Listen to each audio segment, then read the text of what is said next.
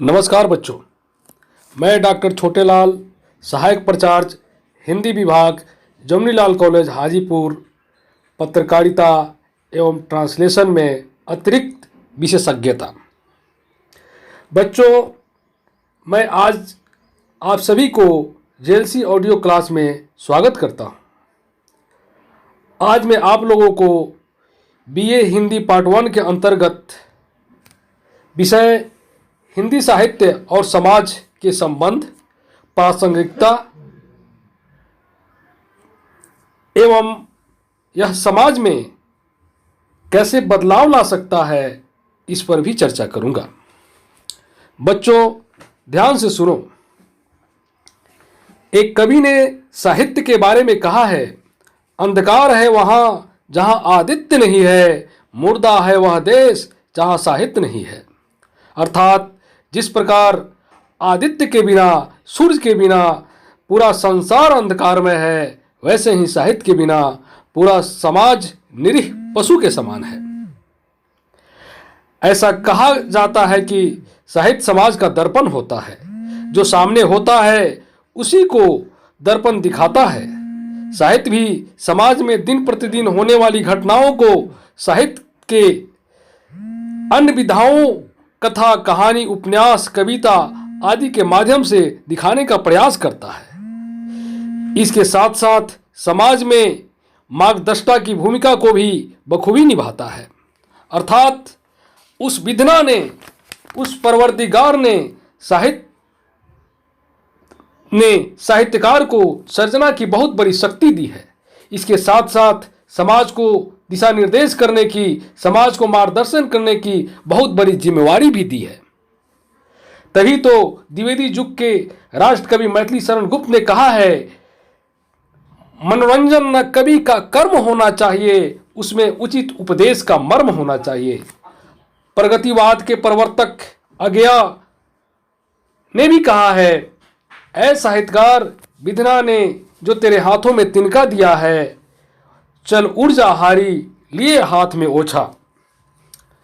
इतिहास गवाह है कि जब जब साहित्यकारों ने अपने साहित्य पर प्रमाद कर गए, तब तब समाज की दशा और दिशा दोनों बिगड़ गई।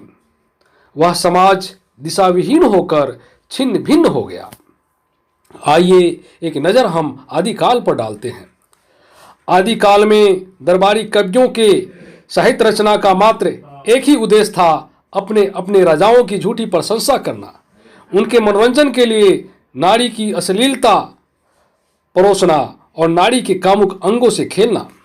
इसलिए उस साहित्य को कोई याद नहीं करता। अगर उस साहित्य को कोई याद करता है तो वह शोध छात्र या इतिहासवेता। लेकिन वही साहित्य पुनः जब मध्यकाल में आता है, संत कवि रैदास और कवि कबीरदास के पावन स्पर्श को पाकर अमर हो जाता है। क्योंकि उस साहित्य में आम आदमी था। उस साहित्य में सामाजिक बुराइयों, छुआछूत, मूर्ति पूजा, जादू टोना, ब्रह्मा आडंबर पर प्रहार किया गया था। आज भी वह साहित्य हमें कदम कदम पर मार्गदर्शन देने का काम करता है। काल करे सो आज कर, आज करे सो अब, पल में परलय होएगी, बहुड़ी करेगा कब। कबीरदास। साईं इतना दीजिए जामे कुटुंब समाए, मैं भी भूखा ना रहूं, साधु न भूखा जाए। कबीरदास। मन चंगा तो कठौती में गंगा। रविदास। कबीरदास एवं रैदास के दोहे कल भी प्रासंगिक थे, आज भी हैं और युग युगांतर तक समाज को मार्गदर्शन करते रहेंगे। काल चक्र घूमता है, साहित्य पुनः रीतिकाल, श्रृंगार काल में प्रवेश करता है। श्रृंगार काल में साहित्यकारों के साहित्य रचना का मात्र एक ही उद्देश्य होता है, सोने की असरफियां बटोरना, नारी के सुंदर बालों में समा जाना, उसके रूप लावण्य के सपनों में डूबकर कामुकता एवं अश्लीलता परोसना। भले ही उस साहित्य में पानी पर रेंगने की क्षमता थी, लेकिन वह साहित्य वहीं तक सिमट कर रह जाता है, क्योंकि उस साहित्य में आम आदमी नहीं था, समाज नहीं था। कालचक्र पुनः घूमता है, साहित्य आधुनिक काल में प्रवेश करता है। अंग्रेजों के निरंकुश शासन से चारों तरफ भारत की जनता डर और भय से आक्रांत थी, गुलामी के जंजीरों में जकड़ी जनता कराह रही थी। ऐसे समय में भारतेंदु हरिश्चंद्र, राष्ट्रकवि दिनकर, मैथिली शरण गुप्त आदि अनेक कवियों एवं साहित्यकारों ने अपनी लेखनी से आम जनता में जन जागृति लाने का काम किया। उनमें पराजय में भी जीत की उम्मीद जगाई, जीवन के प्रति आशा संतोष भरने का काम किया।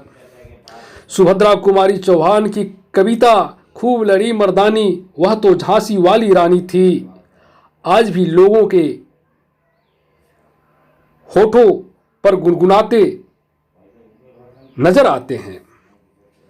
सिंहासन हिल उठा, बुंदेलों ने भ्रिकुटी तानी थी, बूढ़े भारत में आई फिर से नई जवानी थी, गुमी हुई आजादी की कीमत सबने पहचानी थी, चमक उठी सन 57 की वह तलवार पुरानी थी, बुंदेलो हर बोलो के मुंह हमने सुनी कहानी थी, खूब लड़ी मर्दानी वह तो झांसी वाली रानी थी। यह प्रसंग स्वतंत्रता संग्राम की प्रथम लड़ाई सन 1857 की है, जब झांसी की रानी अंग्रेजों से युद्ध लड़ते हुए चारों तरफ से घिर जाती है।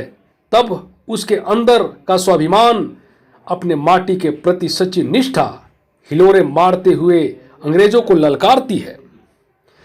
सुन लो अंग्रेजों, झांसी के रानी के शरीर में खून का एक एक कतरा जब तक बाकी है, तब तक झांसी मेरी है और मेरी ही रहेगी।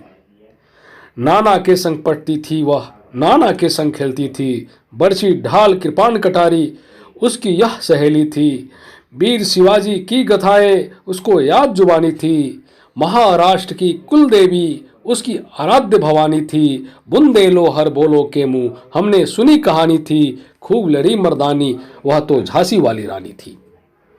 इस प्रकार हम देखते हैं कि जब जब हमारे देश पर, इंसानियत पर, मानवता पर खतरे के बादल मंडराए हैं, तब तब अपनी लेखनी से साहित्यकारों और कवियों ने समाज